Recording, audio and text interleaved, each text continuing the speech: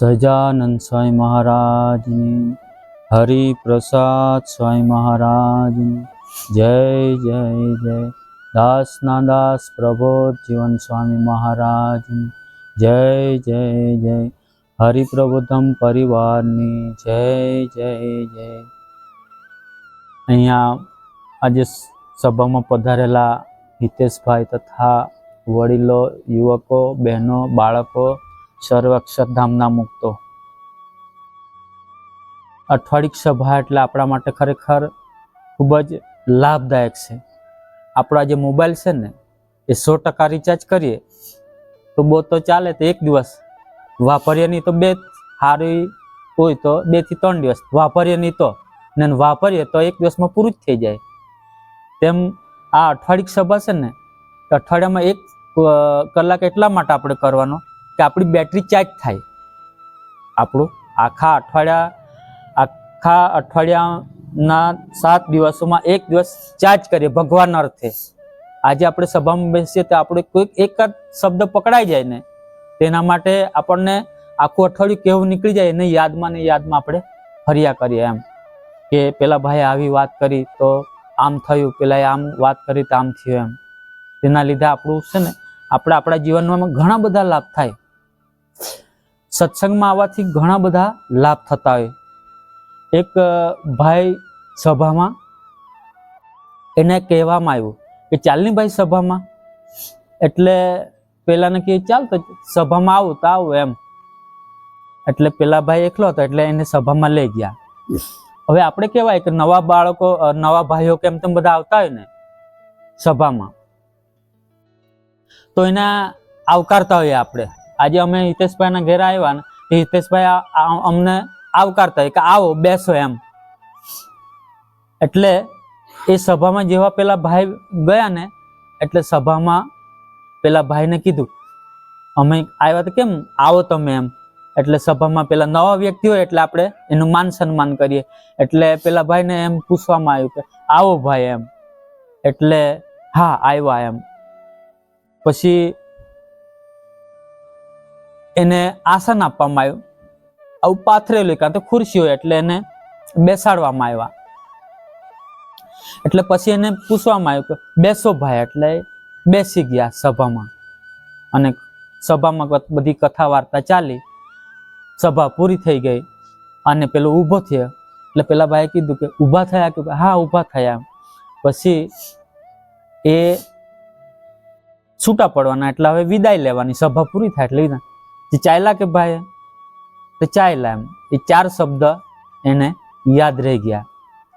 તે એ સભામાંથી બીજું કાંઈ યાદ નહીં રહ્યું. એમ એને માન સન્માન કર્યું એટલું એને યાદ રહી ગયું. આવ્યા કે ભાઈ, બેઠા કે ભાઈ, ઊભા થયા કે ભાઈ, ચાલ્યા કે ભાઈ, આટલું યાદ રહી ગયું. હવે સાંજે એને સપનું આવ્યું, સભાનું જ સપનું દેખાય. આવ્યા કે ભાઈ, બેઠા કે ભાઈ, ઊભા થયા કે ભાઈ, ચાલ્યા કે ભાઈ, એમ સપનું ચાલુ થઈ ગયું. એટલે એના ઘરે છે ને ચોર આવ્યા. એના ઘરે ચોર આવ્યા ચોરી કરવા માટે, અને પેલાનું સપનું ચાલુ થઈ ગયું. એટલે ચોરો આવ્યા ને, જેવો એન્ટ્રી લીધી એટલે પેલો ઘરમાંથી જોરથી બોલે આવ્યા કે ભાઈ. એટલે પેલા ચોર લોકોને ખબર પડી કે આપણને તો જોઈ લીધા એમ. એટલે પેલા ધીરે રહીને બેસી ગયા. એટલે પેલાને સન્માન મળેલું ને, બેઠા કે ભાઈ, ખુરશી આપી કાં તો નીચે આસન આપ્યું, બેઠા કે ભાઈ, બેઠા. એટલે પેલા ચોરો બેસા એટલે બેઠા કે ભાઈ એમ બોલ્યા. એટલે પેલાને ખબર કે ચોરોને ખબર પડી ગઈ કે આપણને તો બે હાથે જોઈ લીધું એમ. એટલે પછી ધીરે રહીને એ ઊભા થયા. ચોર લોકો ઊભા થયા. અને જેવી આપણી અહીંયા સભા પૂરી થાય ને બધા છૂટા પડે એટલે પેલા એકમેકને દંડવત કરે, પર પગે પડે ને બધાને જય સામના કરે ને પછી છૂટા પડે. એટલે ઊભા થયા એમ, બધાને પગે પડે. એટલે પેલાને ફરી સપનું થોડી વાર એનું પાછું આવ્યું કે ઊભા થયા કે ભાઈ? હા ઊભા થયા. એટલે પેલાને આવ્યું કે ઊભા થયા તે પણ જોયું એમ. એટલે ધીરે ધીરે પેલા ચાલવા લાગ્યા. આપણે અહીંયા સભા પૂરી થાય ને આપણે ધીરે ધીરે છૂટા પડીએ ને, ચાલતા હોય તો આજે ધીરે ધીરે, તેમ પેલા ધીરે ધીરે ચાલવા લાગ્યા. એટલે ચાલ્યા કે ભાઈ? તો ચાલ્યા એમ. એટલે પેલાને ખબર પડી કે આ તો બધી જ વાતમાં પકડાઈ ગયા એમ. એટલે તે મુઠ્ઠી વાળીને ભાગ્યા. તો કહેવાનો ભાવ કેવો છે કે એક જ દિવસ સભામાં જાય તો ભગવાને એના ઘરની ચોરી કરવાની હતી, એ તો સત્સંગી તો હતો નહીં, સ્વામિનારાયણ વસ્તુની તો ખબર નહીં, છતાં ભગવાન સ્વામિનારાયણ કેવી લીલા કરી કે એક દિવસ અઠવાડિયામાં એક દિવસ 1 કલાક સભા ભરી ને ખાલી 4 શબ્દ એને પકડાયા. એ ભાઈને એ સત્સંગી હતો નહીં. ભગવાન સ્વામિનારાયણ કોણ એ પણ ખબર નહીં, પ્રબોધ સ્વામી કોણ એ પણ ખબર નહીં, હરિપ્રસાદ સ્વામી કોણ એ પણ ખબર નહીં, છતાં પણ 4 શબ્દ પકડાયા ને ભગવાન એની રક્ષા કરી. એના ઘર લૂંટાવાનું હતું, એ લૂંટાવમાંથી બચી ગયો. આ અઠવાડિક સભાની તાકાત છે, 1 કલાક અઠવાડિક સભાની તાકાત છે. તેમાં આપણે જોઈએ ને, આજે તો મોબાઈલમાં જોઈએ તો આપણે રિચાર્જ કરીએ તો 28 દિવસનું આવે, 28 દિવસ પૂરું થાય એટલે પેલું કહી જ દે ભાઈ પૂરું થાય લાખ હવે એમ. તેમાં આપણે અઠવાડિયામાં 1 જ કલાક, કાંઈ એમાં બહુ માથાકૂટ કરવાની કાંઈ જરૂર નહીં મળે, જેટલું સમજાય એટલું. 1 શબ્દ પકડાય તો બહુ થઈ ગયું, એને 4 શબ્દ પકડાય નાના નાના સીધી સાદી ભાષામાં, તો ભગવાન એની રક્ષા કરી અને ઘરમાં જે લૂંટફાટ હતી એ બચી ગઈ. તો ભગવાન કેવી રક્ષા કરે આપણને? એટલે ભગવાન અનેક પ્રકારે રક્ષા કરતા જ હોય. બીજા એક પ્રસંગની વાત કરીએ કે એક ગામમાં સરપંચ હતો અને એની કેળાની વાડી હતી.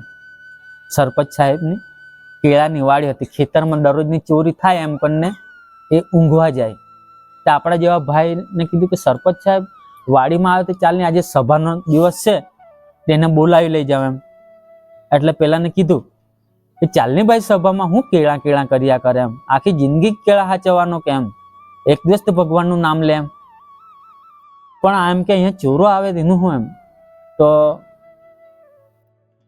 રાખ એમ કે મેં તને કહી આ જે કેળા જે પેલી લૂમ આવે ને મોટી, કેળા કપાઈ ગયા ને એ કેળ થડમાંથી કાપી નાખે, એ તુંબો તે જે ખાટલું હતું ને ખાટલું એના માપનું કાપી નાખ્યું અને ત્યાં એને આમ મૂકી દીધું ને ઉપર ઠંડીનો સમય એટલે ઉપર ગોદડી ઉધાડી દીધી.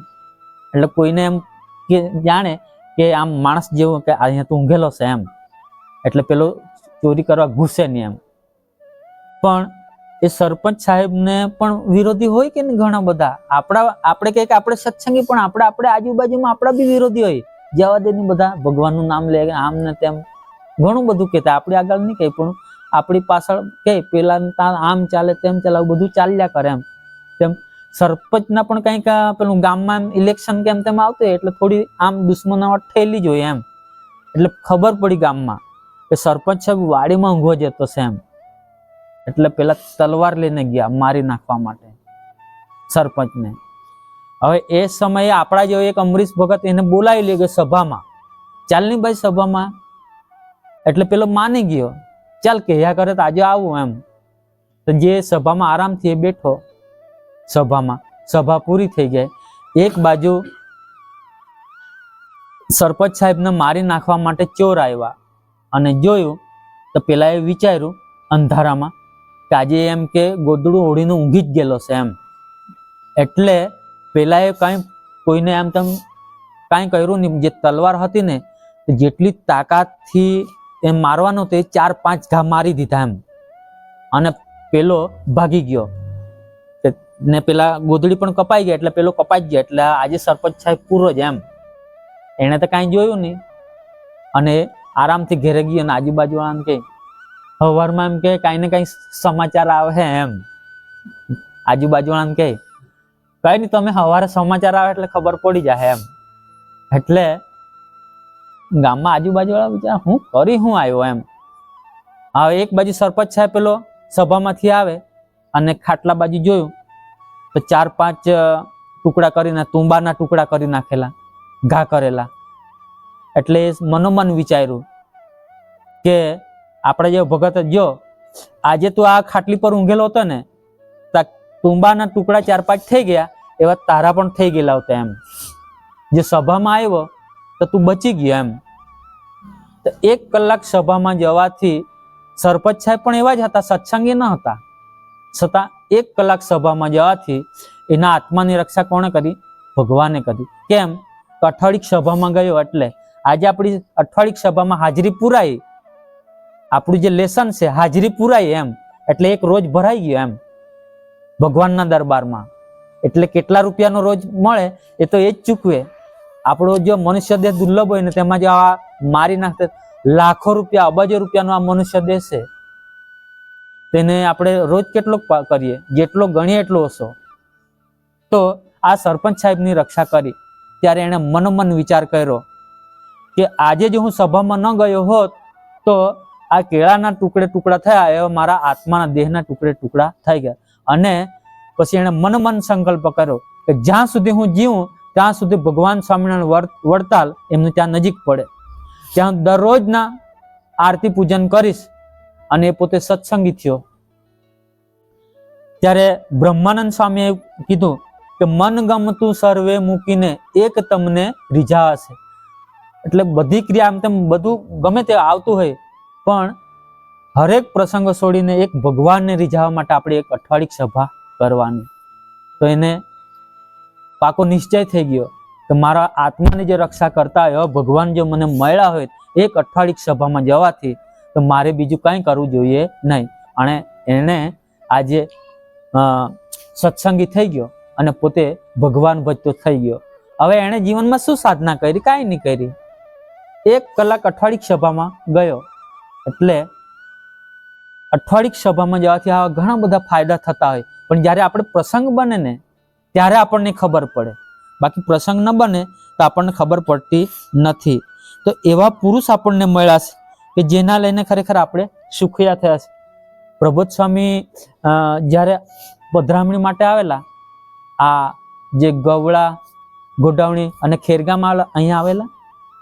ખેરગામ કઈ જગ્યા આવેલા?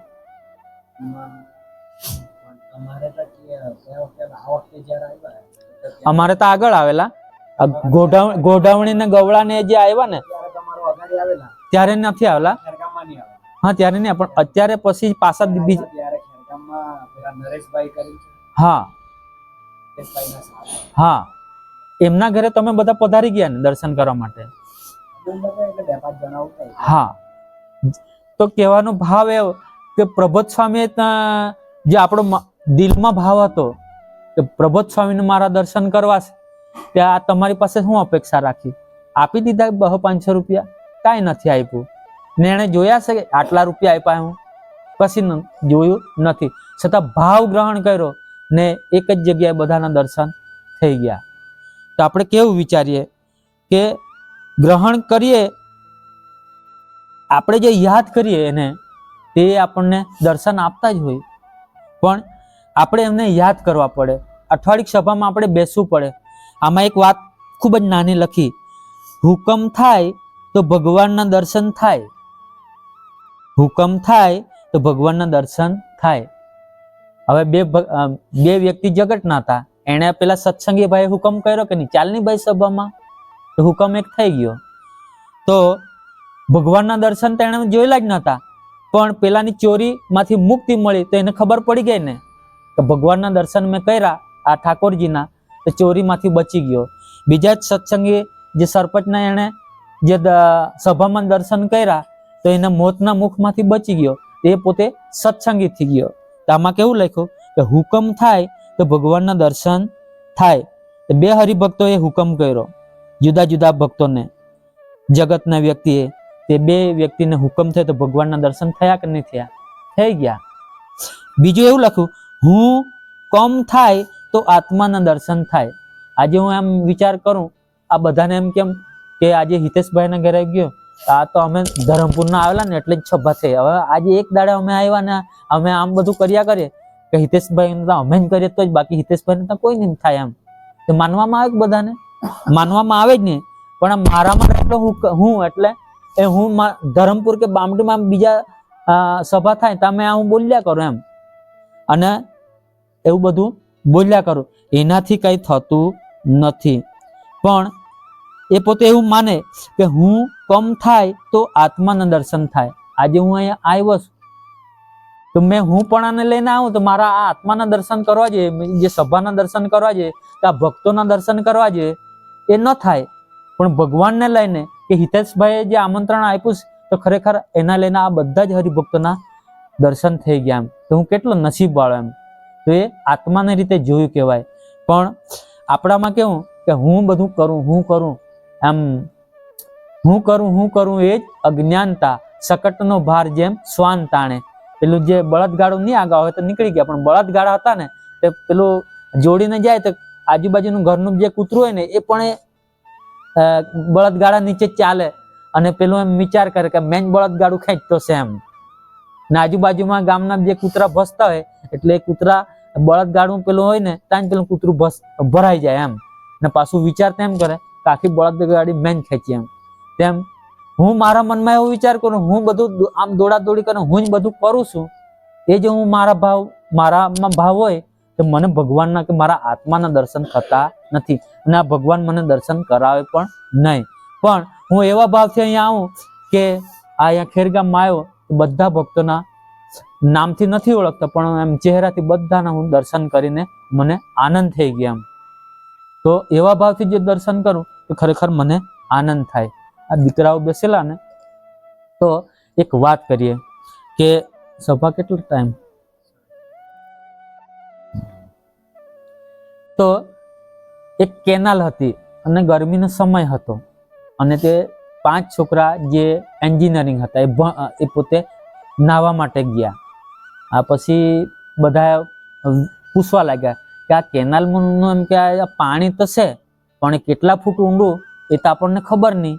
ને બધાને પૂછ્યું કે તમને તરતા આવડે કે તરતા નથી આવડતું એમ, તો ડૂબી જવાય એમ. હવે પેલા કે નાહવું તો જોઈએ જ એમ. એક જણાએ દોરી લઈ આવ્યો અને પથ્થર બાંધીને આમ મૂક્યું અંદર. એટલે પછી દોરી ગઈ 15 ફૂટ, માપી જોયું તો 15 ફૂટ થઈ.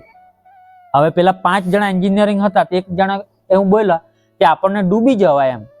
હવે પેલો એન્જિનિયરિંગ થયેલો એ પોતે કે અરે આપણે 5 જણાને 15 ફૂટ પાણી છે એમ, 5 તારી 15 એટલે 3 ફૂટ જ ભાગે આવે એમ. ભણેલાનું નોલેજ આવું બધું ગણતરી કરી નાખી. એટલે એમ કે આપણે 5 એમ કે નાહવા પડે ને તો આપણાથી ડૂબાય નહીં એમ. 3 ફૂટ એટલે આટલું જ આવે પાણી એમ. હવે આપણા વડીલો કહેતા ભણેલા પણ ગણેલા નહીં એમ. ગમે એટલી ડિગ્રી લીધેલી પણ પાણી આપણને છોડે કે એ તો 15 ફૂટનું જ આવે, એમાં કઈ ગુણાકાર નહીં આવે. એટલે આપણે ગમે એટલા ભણેલા હોય કે ગમે એટલું જાણતા હોય છતાં પણ સામાજિક સમજણ નહીં હોય તેના લીધે આપણને આવા મરવાના વારા આવે. તેમ આપણે આપણા જીવનમાં પણ સમજણ હોવી જોઈએ. એટલે આ જે સત્સંગ છે ને સમજણનો છે. થોડી થોડી આપણને સમજણ આવે. આજે અભણ હોય ને એને પણ સત્સંગનો સમજણ વધારે આવે. એવું નહીં કે ભણેલા જ બોલી શકે એમ. એટલે આપણા જીવનમાં એટલે આ જે છોકરાઓ છે ને તો કોઈ દાડા કૂદી નહીં પડતા કોઈ દિવસ ખનકુમાં કેમ તેમ, ને તો ડૂબી જવાય. આટલા ભણ્યા છે ને આટલું જ ભાગે આવે એમ. તરતા આવે તો જ મેળ પડે, નહીં તો મેળ નહીં પડે એમ. એટલે આપણા જીવનમાં સત્સંગ આવો છે એમ. એટલે પ્રબોધ સ્વામી કેવા પુરુષ છે આપણને મળ્યા છે. તે પોતે અક્ષર છે ને બીજાને અક્ષર રૂપ કરે. પોતે ભગવાનને ધારા કેવા કે આ જે હરિપ્રસંગને સાંગો પાંગ ધારણ કરેલા હતા. એની એક એક હલનચલન, એને એક એક ક્રિયા એને પોતે આવી ધારણ કરી અને એ જ ધારણ કરીને પોતે સાંગોપાંગ ધારણ કરેલા. એ જ પોતે એવું કહી શકે કે હરિપ્રસાદ સ્વામી એમનામાં રહીને કામ કરે. અને સ્વામી પણ પોતે એવું કહેતા કે હું તે પ્રબોધ ને પ્રબોધ તે હું. પ્રબોધ સ્વામી એટલે હરિપ્રસાદ સ્વામી કહેતા કે હું પ્રબોધ સ્વામીમાં અખંડ રહ્યો છું એમ. હવે કંઈ બી આપણે વિચાર કરીએ તો આવા પુરુષ આપણને ખરેખર મળ્યા છે ને એ જેવા તેવા નથી. એક નાના છે પણ એ ખૂબ મોટા છે. સુરતનો સમય હતો તેમાં એક પ્રસંગની વાત કરી કે સુરતના સમયમાં એક ડોશીમાં હતી અને એ વહુ સાથે સમયમાં ગઈ અને ઠંડીનો સમય હતો અને જે ગરમ સ્વેટર કેમ તેમ પહેરવાનું એ ભૂલી ગઈ. અરે એ પેલી વહુએ લઈ લીધું અને પછી એ છૂટી પડી ગઈ. અને પછી એવું કહે પ્રબોધ સ્વામી જે ભગવાન હોય ને એમ કે એની ગાંડી ગયેલી ભાષામાં પ્રબોધ સ્વામી જો ભગવાન હોય ને એમ કે તો મારું સ્વેટર એમ કે મને મેં જ્યાં બેહેલી ત્યાં આપી જાય એમ કે. હવે આવા તો કઈ વિચાર કરવા ના રહે કે ભૂલ પોતે કરી, સ્વેટર પોતે ભૂલી ગઈ અને ઠંડી લાગે ત્યાં પછી ભગવાન માથે ઢોળ્યો. હવે આપણે વિચાર કરીએ પછી એ દાદીમાં પાછી ઊભી થઈ ગઈ અને પછી કે એમ કે આ બાજુ કોઈ દેખાય કે એમ કે મારું સ્વેટર જો મળી જાય કે એમ. તે એની જેવી બેઠી થઈ ગઈ ને તે પેલી વહુએ જોઈ લીધું કે આ તો મારી મમ્મી જ એમ. તે પેલી દોડતી ગઈ ને પછી સભામાંથી લે બા એમ કે આ ઠંડી લાગે તો આ સ્વેટર તારું એમ કે આવું ભૂલી જાય કેમ. તે એક સ્વેટર માટે પણ જે ભગવાન આ પ્રબોધ સ્વામી દાદીને ઠંડી લાગે તે જે સ્વેટર જે એને હોધીને આપી જતો હોય તો આપણા બીજા કામ થાય કે નહીં થાય? મેં તમને પૂછું, આપણે એક ભાવ રાખીએ તો આપણા કામ થાય કે નહીં થાય? થાય. એટલે આવા ગુરુહરિ સ્વામીજી આપણને મળ્યા છે અને તેની આપણે અઠવાડિક સભામાં બેઠા છે. એટલે આપણે ખૂબ નસીબવંતા છે, ખૂબ ભાગ્યશાળી છે જેને આવા પુરુષ મળ્યા છે ને આવા અઠવાડિક સભામાં બેસવાનો આપણને મોકો મળે છે. આજે આપણે ખરેખર હિતેશભાઈ તો તમને કીધું હશે કે જાન્યુઆરીની જે 5 તારીખે ભરૂચની યુવા મહોત્સવ પ્રોગ્રામ આપણા માટે આવે છે, ત્યાં ખૂબ જ લાખોની સંખ્યામાં આપણે દર્શન કરવાના છે. એ પુરુષની કે જે સમયને આપણે નિહાળશું તો બધા તમે તૈયાર થજો અને આ હિતેશભાઈને તમે નામ નોંધાવશો ને જે કંઈ બી વાહન કરે એમાં તમે બેસીને આવજો. તો ખરેખર આવા સમયના દર્શન થઈ જાય, આવા પુરુષના દર્શન થઈ જાય કે એક ઝલક આપણે જોઈએ કે એક પ્રસંગ યાદ રહી જાય તો આપણે આત્માની ગતિ એ પરમાત્મા તરફ ચાલુ થઈ જશે. આપણી લક 84 ઉડી જશે. એવા પુરુષની પ્રાપ્તિ આપણને મળશે, જેવા તેવા સાધુ મળ્યા નથી. એટલે આજે વિશેષ વાત ન કરતા આવા પુરુષની પ્રાપ્તિ આપણને મળીશ. ખરેખર આ ભરૂચના સમયે તમે બધા આવજો અને હિતેશભાઈનું નામ લખાવજો અને આ સમયાના દર્શન કરીને આપણને એક વિચાર કરશું કે કેવો સમય હતો એ પછી તમે વિચારજો એમ. ત્યાં તમે જોશો, જમશો અને ત્યાંનું જે સંતો મહંતો જે આવે એની જે કથા વાર્તા સાંભળશો ત્યારે આપણને ખબર પડશે. એટલે વિશેષ વાત ન કરતા આવા પુરુષની પ્રાપ્તિ મળી તો આ ભરૂચની સમયનો આપણે લાભ લઈએ એ જ પ્રાર્થના સહજાનંદ સ્વામી મહારાજની.